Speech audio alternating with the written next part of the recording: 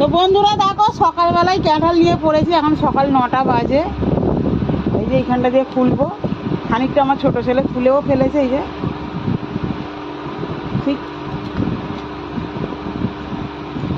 ও পেকে পুরো টুসটুস করছি। আহ কি কোয়া, একদম তাল শাঁসের মতন দেখতে।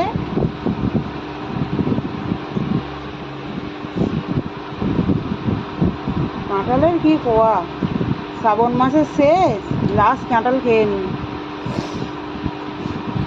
ওফ কি কোয়া, কতখানি করে কোয়া।